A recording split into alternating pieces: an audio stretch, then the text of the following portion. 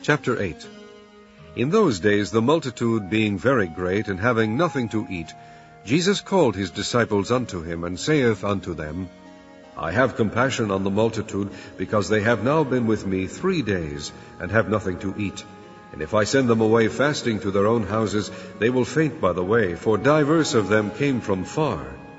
And his disciples answered him, From whence can a man satisfy these men with bread here in the wilderness? And he asked them, How many loaves have ye? And they said, 7. And he commanded the people to sit down on the ground. And he took the 7 loaves, and gave thanks, and brake, and gave to his disciples to set before them. And they did set them before the people. And they had a few small fishes, and he blessed and commanded to set them also before them. So they did eat, and were filled.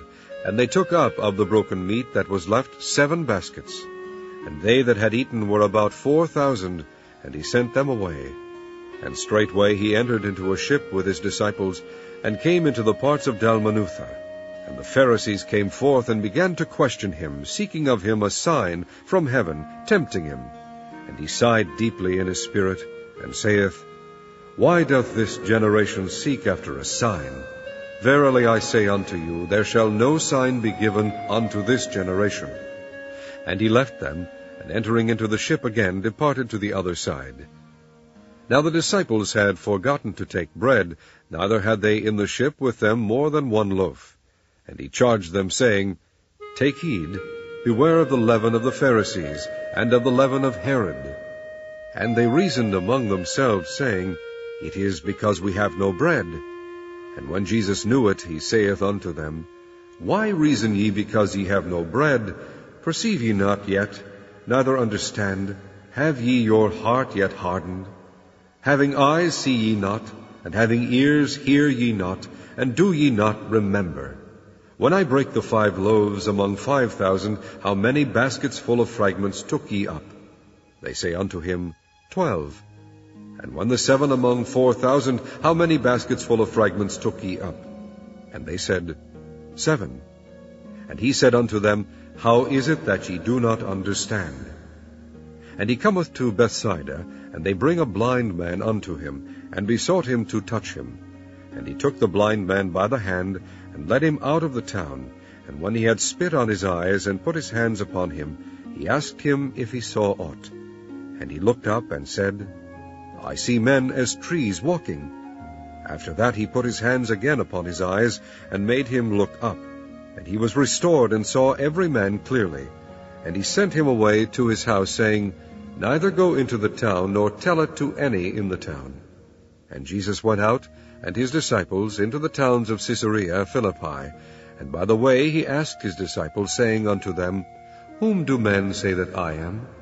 And they answered, John the Baptist. But some say, Elias, and others, one of the prophets.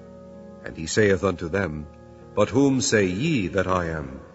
And Peter answereth and saith unto him, Thou art the Christ. And he charged them that they should tell no man of him.